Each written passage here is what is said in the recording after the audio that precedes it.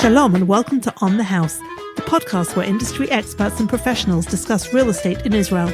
I'm your host, Debbie Goldfisher, real estate agent, founder and editor-in-chief of buyitinisrael.com. Join us as we explore market trends, legal and tax issues, purchasing tips, neighborhoods throughout Israel, and much more. All this is On the House, helping you make the right move. Welcome back to On the House, the Israel Real Estate Podcast. It's great to be back after a little summer break.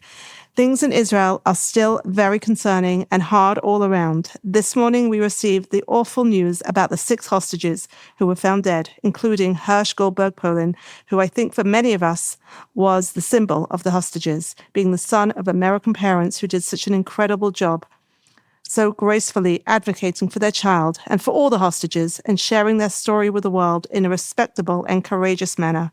Our hearts are totally shattered and we grieve with all the families and share in their pain more than words can express.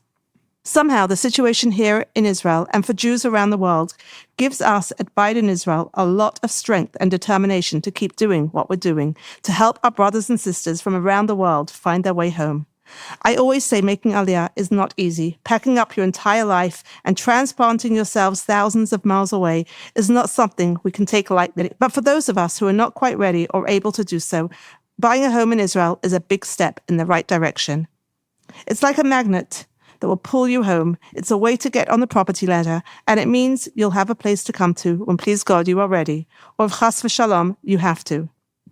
Today, we are back for a new season. And this time the focus is on taxation related to real estate.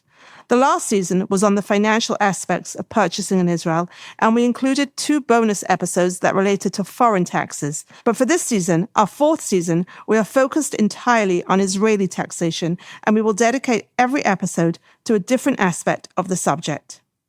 For this episode, I'm excited to welcome Yair Givati, a seasoned legal expert who brings a unique blend of Israeli roots and international experience to the table. Born and raised in Israel, Yair has spent time in the UK and the US, where he was educated and gained a deep understanding of the Anglo mentality.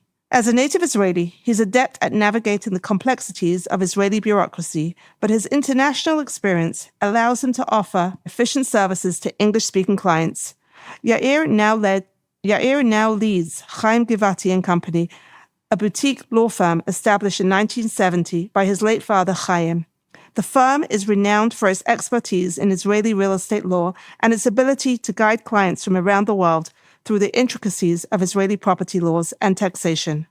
With the legacy of his late father, Yair continues to uphold the firm's impeccable reputation and commitment to excellence. So with that, Yair, welcome, and thank you so much for joining me. Thank you very much for having me. I'm happy to join you here on this episode. Taxes is really one of my favorite subjects. And just join your words of condolences to the families that found their kids, this morning. It's a dreadful time, and we hope to come out of it very, very soon and have happier and better times here in Israel. Amen. Thank you, Yair. So before we get started, I know you travel a lot. I often WhatsApp you in the middle of the night, and for you it's like the morning or the afternoon, and you're always on the run, always on the go, doing amazing work. I know you recently got back from LA, is that right? We were all over the US, actually. We were in LA, San Diego, Dallas, Houston, Chicago, New York, New Jersey. Unbelievable. We traveled all over, and it's great to see how many people are interested in the property market in Israel in investing or taking their first step in it. We have had more people than we have ever had in any other trips. It's incredible to see how much Israel is a crazy country. Most countries, I think, around the world, if you knew there's a war happening, people would stay away and, prices would go down. It's funny to see how much the interest actually picked up and how many people are interested still in moving to Israel. It's showing such a resilience of the Jewish nation all around the world. Incredible.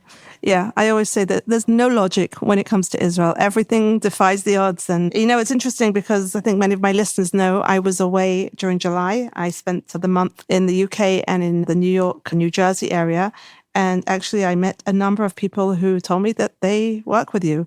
Actually stopped this guy in the street in London. I was walking back from the mall, from Brent Cross, and I saw this religious-looking guy and just asked him, like, do you feel safe walking here in England? Just curious to know. And it turned out he just got back from Israel a day or two earlier, and we got talking about real estate in Israel, as I often do. And he told me he owned something in Yerushalayim, and you were his lawyer. Really, really nice guy. So that was just one example. And in New York as well, a bunch of people told me that they know you, they're in touch with you. So you've obviously done a good job at getting yourself out there and getting a great reputation. So today, as I said, we're going to talk about the taxation applied when you make a real estate purchase in Israel. Last month, in August, an amendment was made that has a huge impact, in particular on Olim, on new immigrants. And obviously, we're going to discuss that. But before we do, I think it's very interesting to raise an important point that in Israel, it's the attorney who deals with taxation as opposed to a tax advisor or an accountant in most other places in the world. And perhaps you can explain to us why this is the case. Okay, so the main reason is that every transaction when it comes to real estate has to be reported to the tax office. The responsibility of reporting the transaction to the tax office falls on the lawyer. And by doing so, we have to know, how to advise, how to structure the deal. So it's very, very important for us to know all the small intricacies and details of a transaction to do tax planning. By doing tax planning the right way, you can save a lot of money for your clients. We have had deals that we were able to save for our clients even 600,000 and 800,000 shekels by structuring it the right way. I always tell my clients, when you at the beginning of the process, it's very important to consult with your attorney, because knowing when to buy it before you make aliyah, after you make aliyah, before becoming a resident or after becoming a resident, where you buying can have a significant impact on your taxation. Mm-hmm. So as Yair said, consult with a lawyer at the very beginning of the process. Don't try and be too clever and wait till the end. Okay, so I have so many questions, and I want to start off. The main tax when purchasing is Mas Rechisha, the purchase tax. So let's talk about that. What exactly is this tax, and when is it paid? Okay, so the purchase tax is a tax that you pay on every transaction. Now, I'm saying every, but there are sometimes ways or places that you can buy that you would not necessarily have to pay purchase tax. But overall, most transactions happening in Israel, you would have to pay purchase tax. Defining date of a transaction in Israel is the day you sign the purchase agreement. This is very important, especially to our U.S. listeners, because as far as U.S. clients, they know the transaction is the day of closing, when you make the last payment and take possession. In Israel, it's the opposite. It's the day you sign the purchase agreement. This is the defining date of the transaction. Even if the property is not built. Even if it's not built. Even if it can't move in for another 2 years. Even if they don't have a permit yet. Once you sign the agreement, this is the defining date. And then it's your attorney's responsibility to report the transaction to the tax office within 30 days. And the tax is due within 60 days. Now, there are ways of deferring it. So, for example, especially when you buy from a builder, when the apartment is going to be ready in 2, 3, 4 years' time, you have a way of deferring the payment. And especially it's very important nowadays, because many of the builders at this time are offering purchases for which you pay 20% at the signing and then 80% at the end. So according to the law, clause 51, if anybody's interested, you can defer paying the purchase tax until you paid 50% of the purchase price itself. So you can actually push off the payment until the end of the transaction. Now, it does cost you, because it's not the same amount. If you defer the payment, you'll have to pay interest and index on the amount that was due. Now, it's not a penalty. If you're late in general paying for it, on top of the index and the interest, you would have to pay penalties. Here, by law, because you can defer it, so there are no penalties, it's just the cost of the money. So you just have to include or take into consideration that you'll have to pay interest and index on that amount that was due 60 days from the signing. Mm-hmm. Which your money would be earning interest anyway. Yeah, so I tell my clients really, make a simple calculation. If you're making more money on your money, then definitely defer it. If your interest you're getting on your money is not as much as you would have to pay for the interest and index you would pay on the money, then it's not worth it, and pay it upfront. Mm-hmm. Okay, that's really good to know. We're going to talk about buying new construction later, but for now, let's focus on this tax when you're buying non-new construction. Before we do so you say that the lawyer takes care of it. So 30 days from the signing, you have to report the transaction. And then within 60 days, the client has to pay? And what is it, like a transfer, or how does he pay it? The way you pay it, you get actually a voucher from the tax office, which can be paid in many different ways. It can be paid over the internet. It can be paid, from your account here in Israel. It can be paid if you have a change company you work with. You can't wire money from abroad to pay it, meaning you would have to somehow pay it from within the system in Israel. So it has to go through an Israeli account. Or even on a foreign credit card? So the credit cards depends on the amount. Usually on the lower amounts, you can use credit cards, but with the prices of real estate in Israel and the purchase tax, which is especially for foreigners, at least at the beginning, if they haven't made aliyah or haven't become an Israeli resident, would be 8% to begin with. So it's going to be quite a bit of money. That's why usually the system would not allow you to pay with a credit card, and you would have to go through an Israeli bank account, whether yours, some family members, or which is more limited, or a change. Okay. So tell us a little bit about the calculations and what's involved in the chishuvim, in the calculation of the tax. Okay, so the basic tax for everybody, not just for foreigners, even Israelis, the basic purchase tax, the rate starts from 8%, and about 6 million shekel, it goes up to 10%. Now, it's not on the full amount, so there are stages. So if you're buying, for example, an apartment that is 8 million shekels, so you pay 8% on the first 6 million shekels, again, numbers approximately, and 10% anything above it. So 8% on the 6 million and 10% on the next 2 million shekels. Got it. Okay. So that's for, let's say, a standard purchase, somebody who is Israeli? Anybody. That's the standard rate for everybody. Okay. Now, there are two possible discounts. The first discount is an Israeli resident by their single residency. And I'm specifically saying single residency and not first, because many times it's used first, but it's not just on the first. Because if you own an apartment, you sell it, and then you buy another one, you're still eligible for the lower tax rate as an Israeli resident. The rates it's on a scale again. It starts from 0%, 3.5%, goes up to 5%, and on the higher end, still reaches the 8% and 10%. The second discount is the aliyah discount, which is something that changed 2 weeks ago. And it's something that nowadays, at this stage, it's more complex. Okay, we're gonna come to that in a minute. So basically, when we're looking at the person buying, the status of the purchaser, so we're looking at residency in Israel, and we're looking at whether they are Israeli or Olim. Israeli resident. Because you can be a resident to get a lower tax rate, not necessarily be an Israeli citizen. This is a change from 2014. Before 2014, if you were an Israeli citizen living abroad, you can still get the lower tax rates. They changed it from a question of citizenship to a question of residency. And since January 1st, 2014, you can be an Israeli resident without being a citizen and still get the lower tax rate.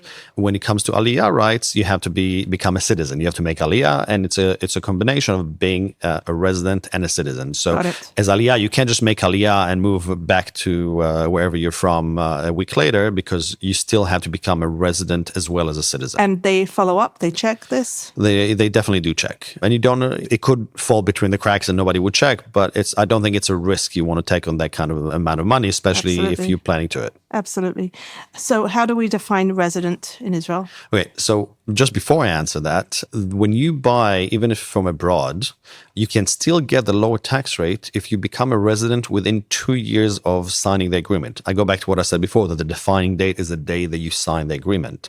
So you might initially have to pay the full tax, the 8 and 10%. But if you become an Israeli resident within 2 years of signing the agreement, I'll still be able to get you the difference back. So this is something very, very important to know.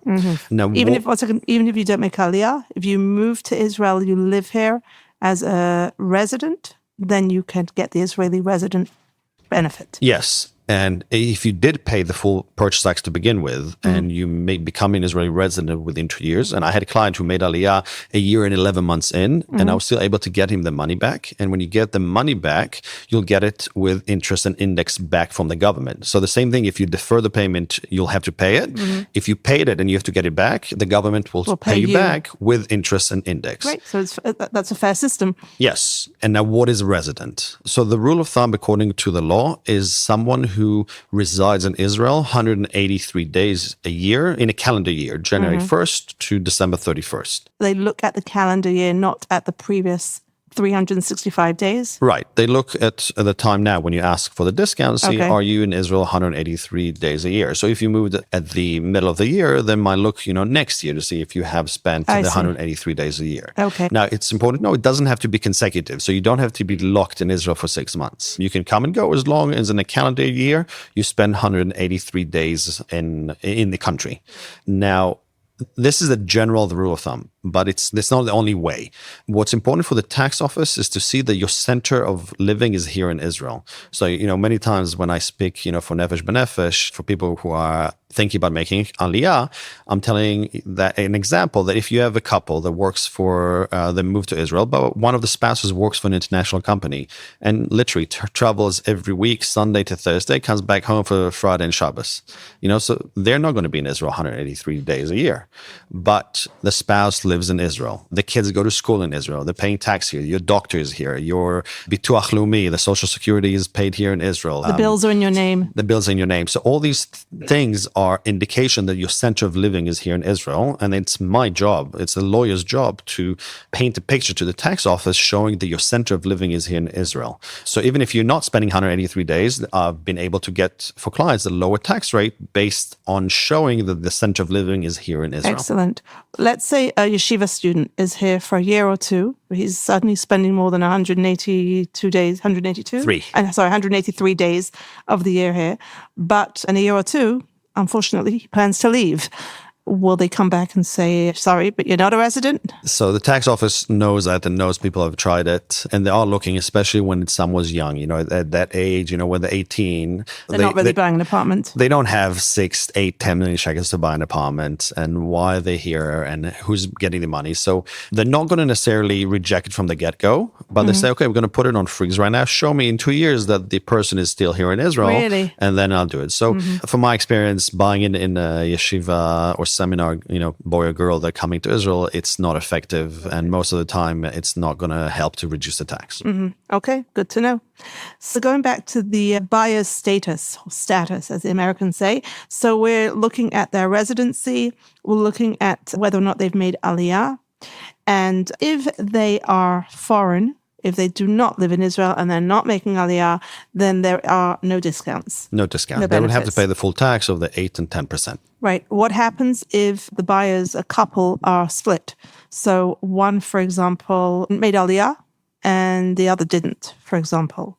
Again, the question is residency. Maybe someone did not make Aliyah, did not get their Teudat Zehut, but they're residing in Israel. So again, they're residents. Okay, but let's say we haven't spoken yet about the benefit for Olim, but right now the benefit for Olim is better than the benefit for an Israeli first-time buyer.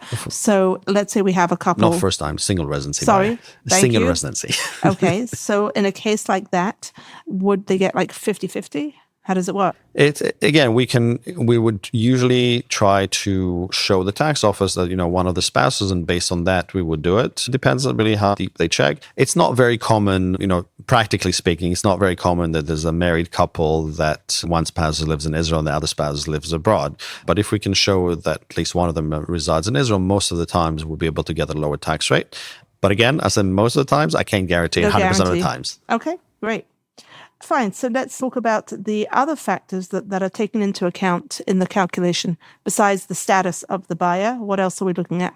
That is what the tax office is looking. When it comes to capital gains tax, it could look at other costs, but when it comes to define the rates they're going to calculate, they basically check on your residency. Okay, so now let's talk about the sole property, as you said. Yes. Sole property is meaning that you don't own any other property in Israel. In Israel. If you own in overseas, in Chutz La'aretz, that's okay? Yeah, that makes no difference. Okay. And if you do own another property, but I said you want to upgrade, and the tax office, the government, the state are looking at people, the family grows, they need to move to a larger apartment. They can't sell and move out of the place without having the new place they're going to move into. So there'll be an overlap where they own two properties. Yes. So when you buy the second property, you declare as part of the declaration to the tax office that you do own another property, and you commit to selling the initial property within 18 months of signing the new purchase agreement. What if you're buying something that won't be ready for 3 years, 4 years? So this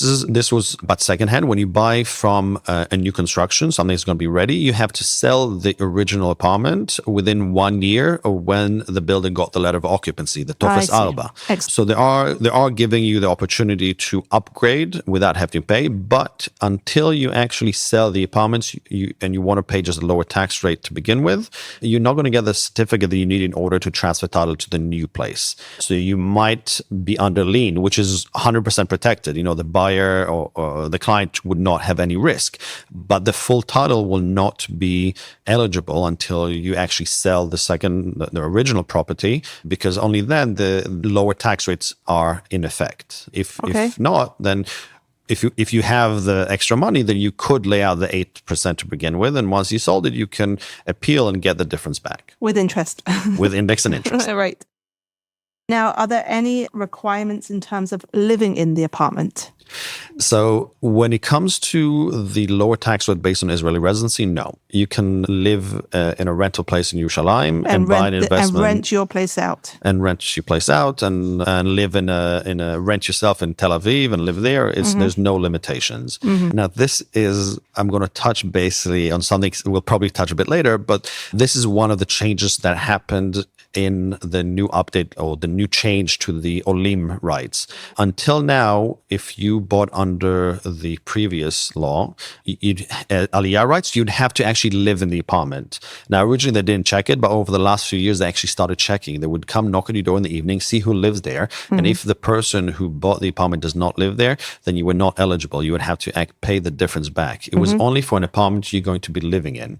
With the new, which came into effect as of August 15th, you can buy using the Aliyah rights even for a place that you're not going to be living in. Got it. As long as it's your only apartment. Yes. In Israel.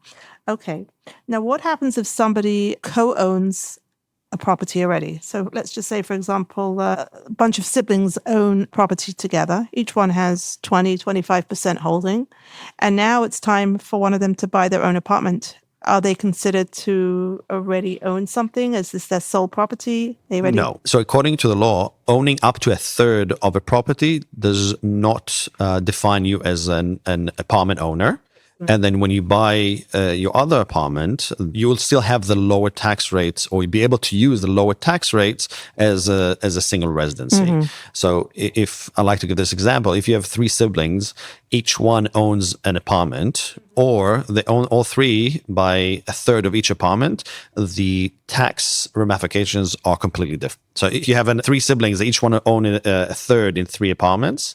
If they want to buy another apartment, they'll still be able to use the lower tax rates. They will be able to. So it's above a third. It's up to a third. Up to a third. And it doesn't matter if it's in 1 or more. It can be, as long as you don't own more than 1/3. So that's why I said before, if you have 3 siblings, each one owns an apartment, or 3 siblings each own a third in 3 apartments. Makes a very big difference. Makes a big difference on the tax ramifications. What about children? Well, somebody buys an apartment in one of their children's names, and the child is under 18. So the child never bought something before. It's their sole residence. Does it come under their name or the parent's name? So by tax law, they look at the family unit, and a family unit is considered to be parents and kids under 18. So if you buy in one of the spouse's names, only in one of the spouse's names, or in the name of a kid, but they're all under 18, it falls under the same category. So if your parents own it and you have a kid under 18, then it's not, you still have to pay the higher. Someone's looking to make an investment property and they think they're going to put it in their child's name, or they'll do it in their spouse's name, and they did the other one, their first home in their name.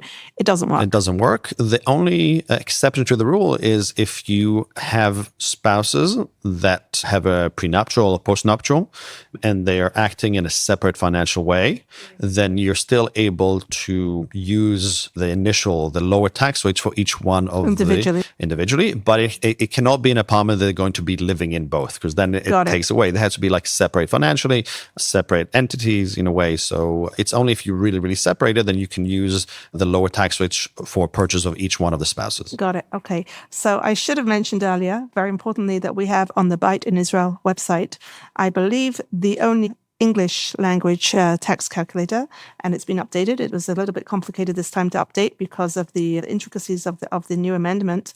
But basically, if you look at it, you'll see that there are basically two sections, which you have to simply, just click on the options, and that is your status and the property, whether you are an Israeli resident, an Oleh Hadash, or a foreign resident, and whether this is your sole residence in Israel or your additional residence. And once you put in those two options, the rest is pretty straightforward. You press calculate and it will show you how much you owe. What's important to remember is that a foreign resident is considered to be the same category as an Israeli resident who already owns something, who's really considered to be, quote unquote, an investor. Even if you're not buying it as an investment, you'll be considered to be an investor until you are a resident in Israel. Yeah, that's why I said originally that the tax for everybody, it starts from 8 and 10%. And the residency, whether Israeli or not, it doesn't make a difference as long as you're Israeli resident. Excellent.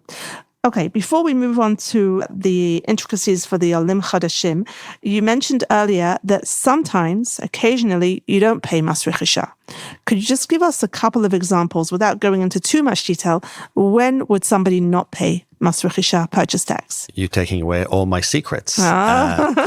So there's a very interesting clause in the laws that basically, if you're neither an Israeli resident nor a citizen, so you have to be both, meaning you have to be not an Israeli resident and not an Israeli citizen, because sometimes we have people that their parents were Israeli and that's why they got a Teudat Zehut. So you have to make sure you don't have Teudat Zehut, you're not a citizen, and you're not residing in Israel. If you're buying over the green line, places that not necessarily are crazy, places like Givat Zev or the Gush Etzion area. Efrat. If you're buying in these places and you're neither Israeli resident nor a citizen, then the Israeli tax law might not apply to you.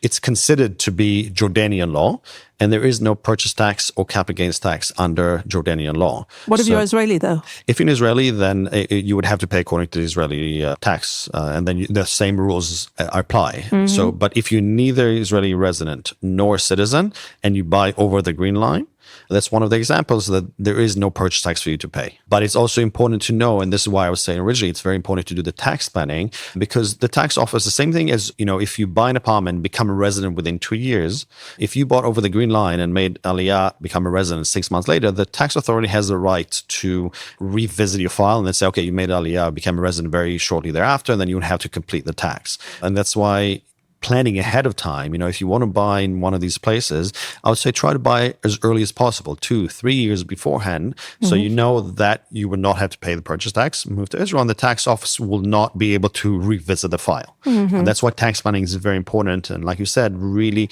speak to your lawyer about the taxes right to the beginning. The same way that you have 12 months to make Aliyah and get the Aliyah benefit, right, from the time of buying. Yes. Does it work the other way as well? So the time is a bit longer. It's not 1 year. I would recommend 2, 3, or 4 years ahead of time, if you can, to buy over the green line, and then it's not going to apply, and the tax office will not revisit it. Now, many times, the chance of the tax revisiting is low, but we don't want, to put anybody at risk.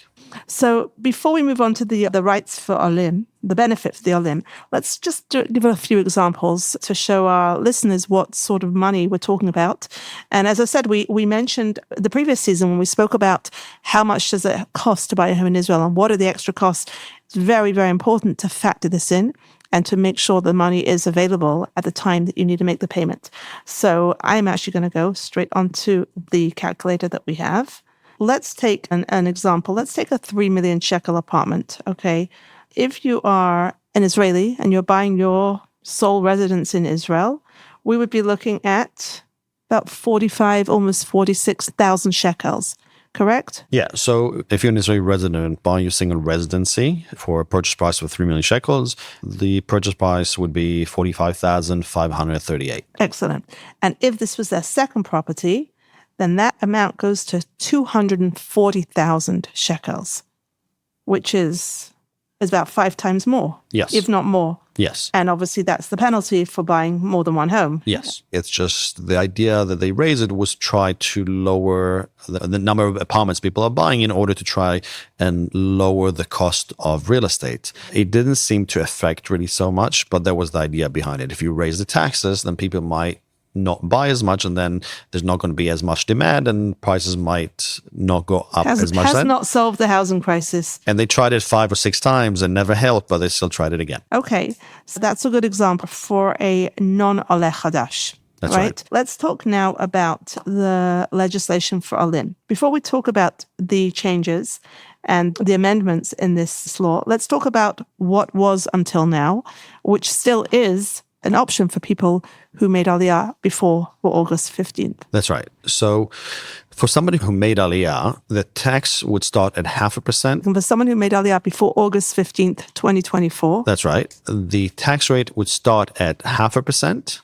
Up to about 2 million shekels, and then 5% on the rest. So if, let's say, you bought a 7 million shekel apartment, then, you'd start at 0.5% on the first 2 million and 5% on the next 5 million shekels.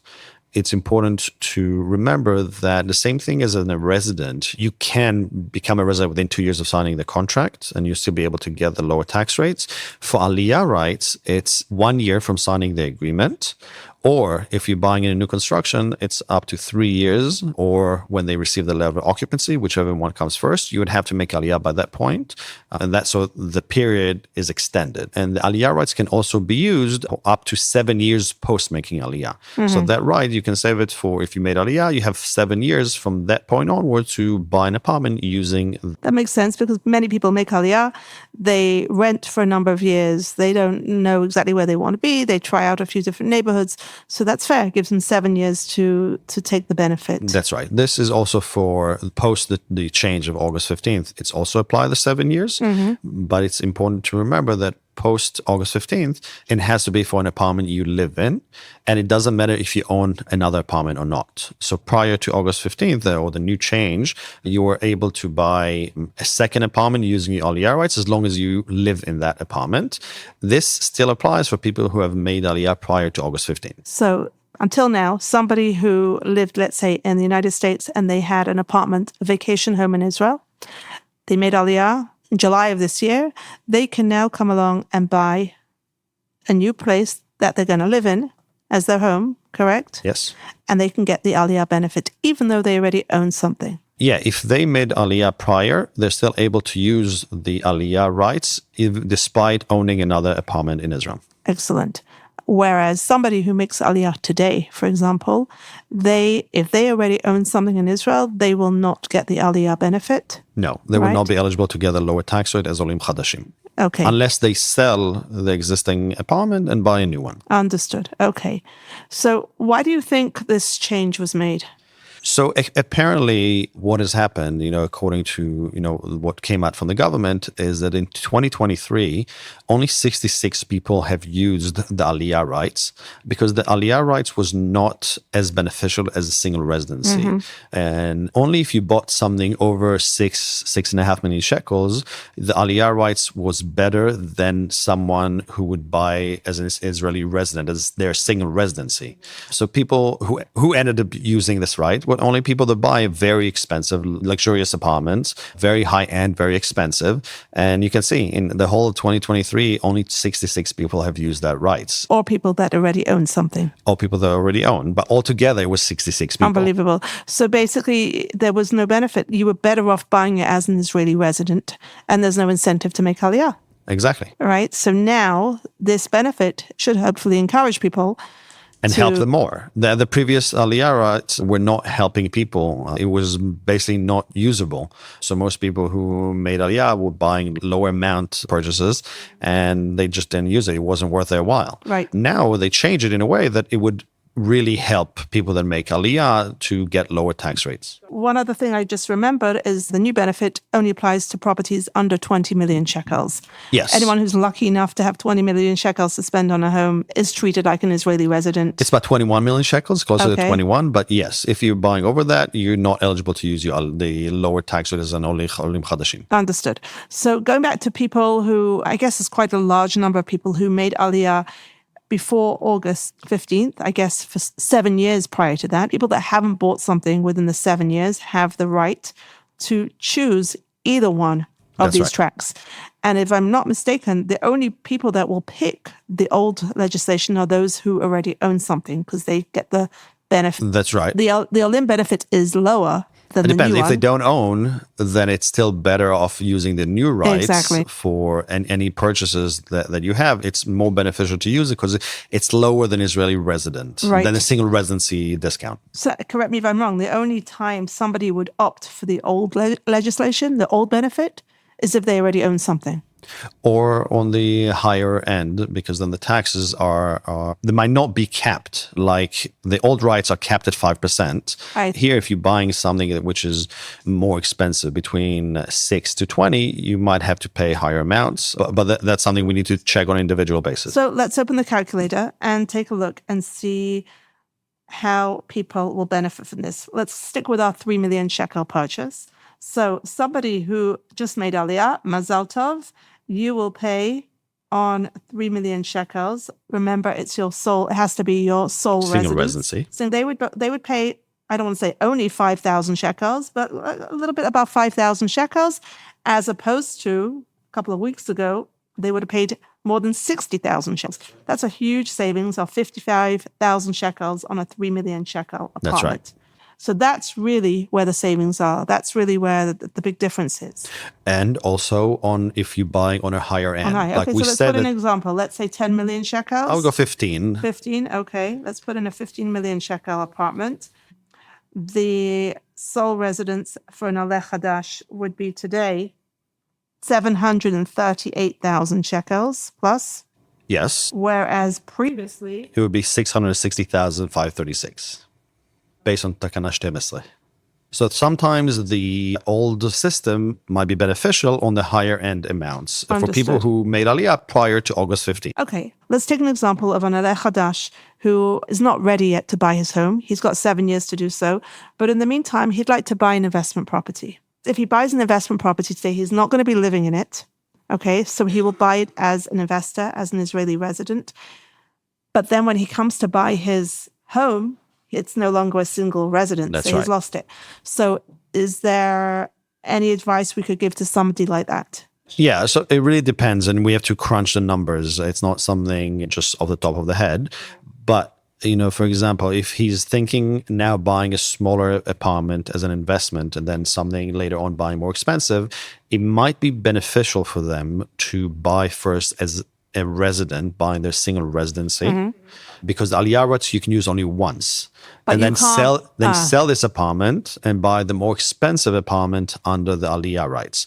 Because if you buy now as an investment using Aliyah rights, you've used up the right and you can't Exactly. reuse it. And then when you sell it, you only have the single residency apartment. So it really depends on the amounts. If you buy the investment apartment for more expensive, and then lower amount afterwards, it's better to use the Aliyah rights first and single resident later.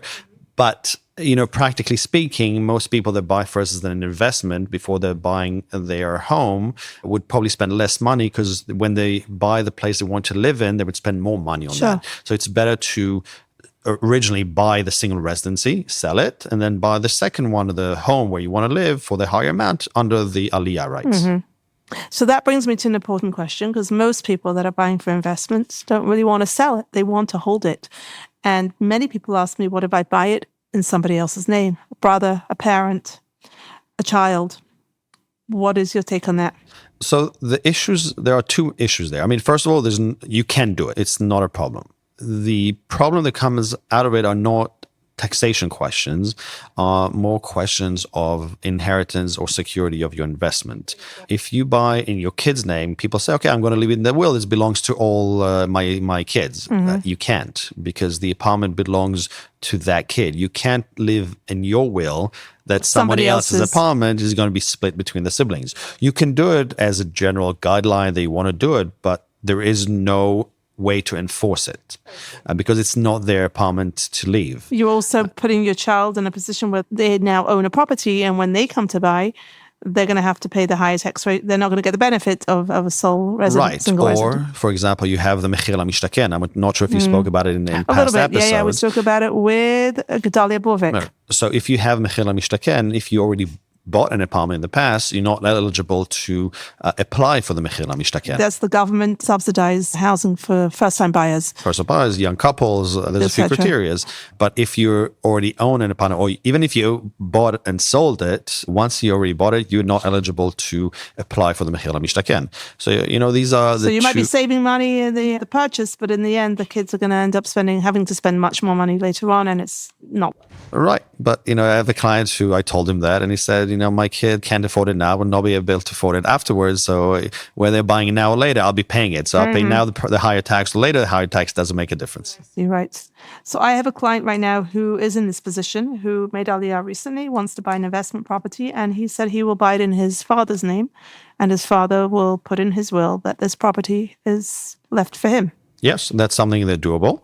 The only fear or the only risk in that is that the will that applies is the last will. So even if he signs his father on a will right now, next week his father can write a new will and not leave it in there.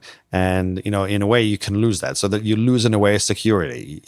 Again, sometimes, families and everything it goes great, but at the end of the day, the lawyer's responsibility is to look at the worst case scenario and to tell, your client is that even if his father leaves it in a will right now, if in 6 months he changes the will and doesn't leave it to him, he could lose the apartment. Over, right. Okay, so these are all things, it's a cost-benefit analysis, and everybody has to weigh that up. Our job in general as lawyers to give you all the options. That's how I see it. My job is to give you every possible scenario, everything possible you can do, and then you choose what's right for you. If you know there's going to be fights between the families or their siblings are not as close to each other, then I would say it's a risk you should take into consideration. If everything works perfectly in your family and everybody is in harmony and there's no issue. No such thing. I've seen things like that, but then go right ahead, not an issue. It's my job as a lawyer to give you all the possibilities and for you to choose the right thing for you. Love that. Thank you. So just going back to the new benefit, you said a few times, very importantly, that this has to be the place of residence. The buyer has to live in this home. That's according to the old law. I'm sorry, according to the old one. Yes. Okay. Before. How is that defined? They have a place in Yerushalayim they live, and then they also have a beach home in Netanya that they go to a lot of the time as well. Which one is? So again, as long as you're not renting it out, people come and check and see that your bills are in your name. Got it. There are no names in your name. As long as it's not rented out, it's not an investment apartment. Got it. Okay, so I think we've pretty much covered the benefit for the Olim Chadashim. We also covered briefly refunds, like what happens if somebody makes a purchase, their status changes because they make Aliyah or because they bought and they sold.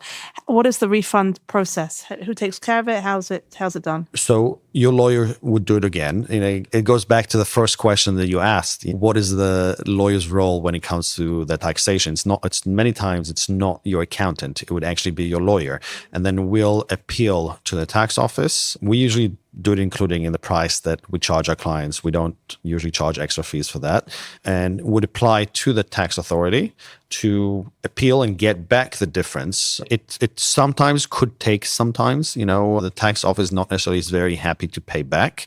It shouldn't take that long, but I had cases it took 6 months for us to get the money back from the tax authority, but it always works, meaning the tax office will, if you're eligible to get the money back, you will get it. And again, the longer it takes them to pay you back, the more index and interest you'll pay on it. Great. So it's not just if you applied and they haven't replied for a long time, it's not put on hold, on a freeze that you're not going to be able to get the index interest. So the longer it takes for them, you get guaranteed interest on your money by the Israeli government. Right. We've spoken a few times on the show here about the index. Everything in this country that is owed to inflation, basically. And even when you are owed money yourself, you too will earn back the index so that your purchasing power is retained. Yeah. Okay, so finally, what I want to just say very importantly is that every year on January 15th, the rates, or rather the thresholds, the brackets for the calculation of the purchase tax are revised, and they are based upon the cost on inflation, on the cost of living. And obviously, check out the website Biden Israel. You'll always see that the calculator is updated. and takes the new thresholds into account. It's funny to know, though, that it's there's a difference between purchase tax and capital gains tax. Capital gains tax, in a way, updated on January 1st, while the purchase tax rates are updated on January 15th. Interesting. Why can't they do it all the same way? I cannot give the why. In general, sometimes, we tell you what the law is. We can't necessarily explain and tell you why it is, just what it is. Crazy. Well, next week, please God, Bezrat Hashem, we will be talking about capital gains tax, which is at the other end of the transaction when you sell. But very importantly, the tax rates are updated every year on the 15th of January. And sometimes, as we experienced this year, throughout the year, changes are made as well. Also, during COVID, there were some changes made in order to incentivize people to buy. Okay.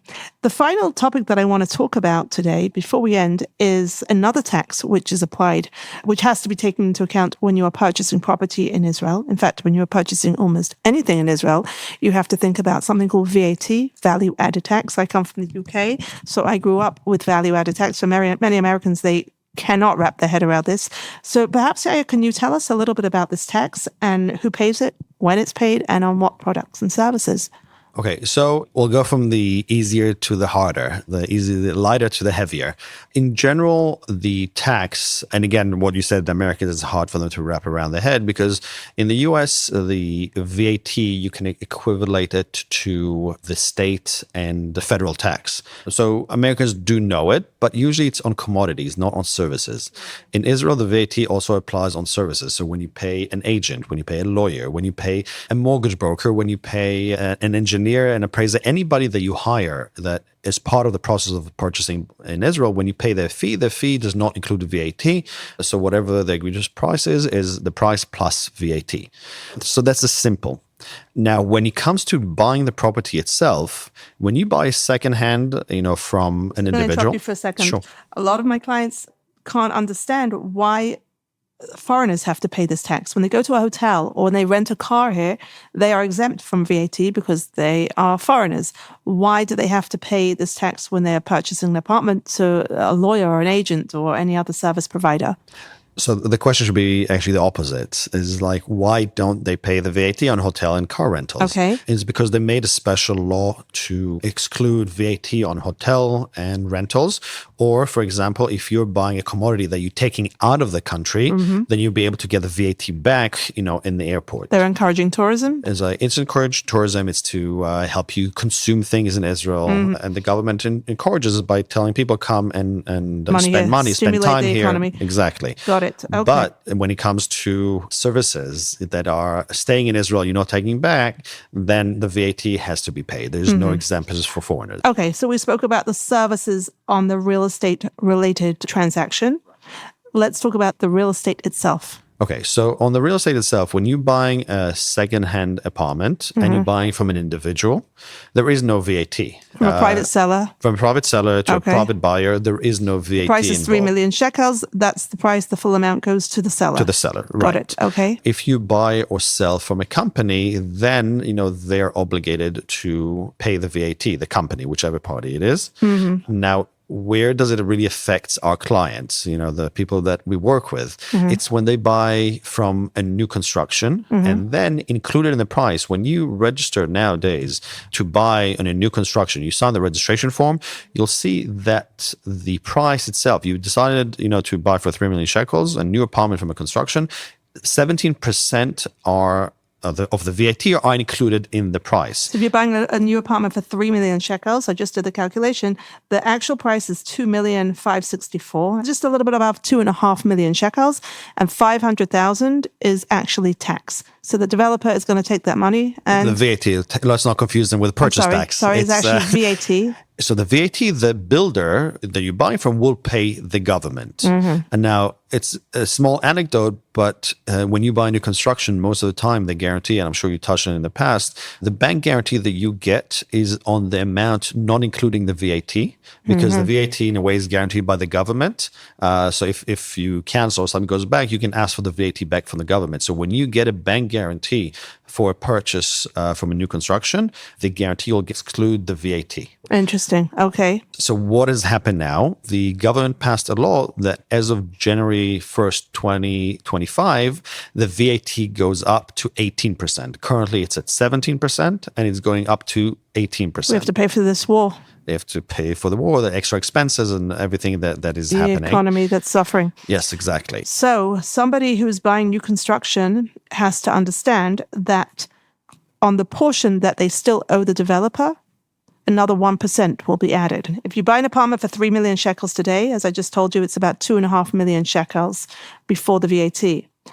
From January 1st, you will pay 3,025,000 shekels, including not exactly 18%. So not exactly. If you buy it after January 1st, after January 1st, the price will include the 18%, whatever price you agreed upon. They'll put it up. If they put it up or not. We don't know. It's the same thing as when they limited the amount that lawyers are allowed to charge for someone who's buying, the prices not necessarily went up. At the beginning they did, but not necessarily afterwards. So if the builder puts the price up, if he puts up the price by 1%, or if he includes the additional 1% VAT, then the price will go up by 25,000 shekels. Wouldn't be surprised if there'll be incentives and offers to pay VAT at 17%, and the builder or developer will swallow the difference. Yeah, I mean, we see now things we've never seen in the past. So many construction are paying 2080 or 1090. It's things that were not unheard of. And then now, because of the war, it happened because builders wanted more people to buy, to encourage people to buy.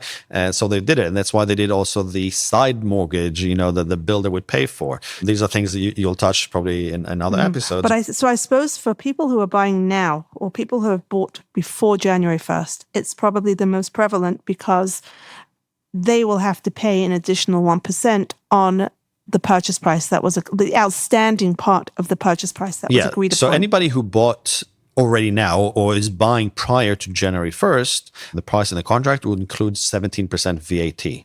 Anything that they pay up to January 1st will be under the 17%, and anything after that, they will have to add on that portion the additional 1% of VAT. That's why we're actually seeing quite a bit of my clients that are trying to pay up things earlier in a way to save that 1%. Really? So they're trying to push up some of the payments earlier to save on that extra tax that they don't need to. Again, I think it all goes down to finances. How much you make on your money. If it's worth it for you to defer and your money will get more than 1%, then people would do it. If they're not going to get this extra 1%, they would rather pay up early and push up payments. But again, as I always say, the most important thing is being aware, understanding that even when you sign a contract, there are variables such as the VAT, which is not fixed. The actual purchase price is fixed, but the VAT is also subject to change.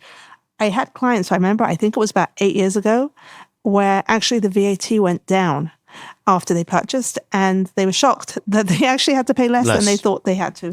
So again, it can work in both ways. We don't know this extra 1% how long it's going to last for, meaning that might be for 6 months or a year, because VAT, I remember still, the VAT was at 18%, 17% and 16%. Right. So the government does change it. So I think there's a good chance that once the war is over and the economic, God willing soon, and the economics in Israel is going to stable, and we're going to be able to recoup some of the extra money that we lost on the war, I believe there's a good chance that the tax office or the government will reduce the amount back. So the VAT. So it could be if you're signing now at 17%, make some payments at the beginning of 2025 at 18%. And then, if you still have more payments later on, it could be that later on the payments would go back to 17%. Interesting. It has happened in the past. Something that's bothering me a great deal is that we just did calculations for Mas Rechisha for the purchase tax on new properties that include the VAT, so they're paying tax on the tax. Yes. Which is not very fair. It's not very fair, but even more so, and this is something not everybody knows, that you're supposed to pay the purchase tax also, especially when you buy new construction, the buyer would pay some amount to the company's lawyer, up to a purchase of about 4.8 million shekels. It's capped at about 6,000 shekels. Right. But anything above that, there is no cap. And, there are some builders that would charge 1 to 1.5% on the buyer to pay for their lawyers. That amount has to be added to the purchase price, and you pay purchase tax on it. It's something tax on tax On tax. Yes. Unbelievable. And it's, again, don't shoot the messenger. I need just to tell you what it is. Right. Not always. We're not in control of these things. It's our job to inform people. So they know and aware of it, and it's not come to them as a shock. No surprises. Yair, we could carry on talking about this for hours, but I think we've covered pretty much everything. Taxes and saving on taxes is one of my favorite topics to think and to plan and how to do it and what to do to try and save. Certainly do have a lot of tricks up your sleeve, and I'm sure that's how you please your customers. So thank you for doing that. And before we end, I have to ask you two important questions. Where in Israel do you live, and what do you love most about living there? So I live in Jerusalem. Wow, lucky you. Whereabouts? Yes, which area? In Katamon area. Now, I can never leave Jerusalem. I'm a 7th generation Yerushalmi, so I'm not allowed to leave the area. And your kids too. And my kids are now 8th generation Yerushalmi. They're going to need a lot of money. Yes. Oh, yes. Listen, Jerusalem is really one of the most beautiful cities around the world. I just came back from, abroad, and the weather in Yerushalayim, you can't compare it. That night you always have, cool down. It's beautiful streets. It's a unique city that is not planned. So, every street has its own niches and character and where it goes and how it leads. And in the army, I had a guy who traveled all over the country, and he had no issues. There's only Yerushalayim because you never have the street changes and curves, and it's never straight. And then in the middle of the street, it could change name to another name. True. And take Chernichovsky Street, for example, it breaks out twice instead of continuing straight. I can't explain why, but it makes it much more interesting. So nowhere like Yerushalayim. Unbelievable. And where's your office, by the way? In Yerushalayim, in Nayot, not far from the Botanical Gardens. Very nice. Beautiful. We were just there for a wedding last week. And finally, Yair, if you were to move to a different part of the country, where would you go and why? So my wife is from Australia, and Australians love the beach. So it would have to be somewhere You said that with an Australian accent. She has a tremendous effect on me. And it would have to be somewhere close to the beach. Herzliya, Netanya, there's some beautiful places in Ashkelon. Hadera has some beautiful projects coming up right now. Yep. I'm representing a client right now buying in a new construction in Hadera. These are great cities and great places. Lots of great options to be on the beach, the beautiful beach of Israel. Yeah. Okay, well, Bezrat Hashem, we will help many people fulfill their dreams. Amen. Yair, thank you so much. And we should see peace and security in our beloved country. Amen. Thank you so much for having me on here. Thank you. Thank you for listening to On the House. If you enjoyed this episode, make sure to subscribe and share it with your family and friends. You can also visit buyitinisrael.com, where you can find news, market updates, guidance, and much more on real estate in Israel. That's Buy It in Israel, BUYIT in Israel.com. If you have a question or a specific topic you'd like us to cover on this podcast, please email us at the address you'll find at the bottom of the show notes.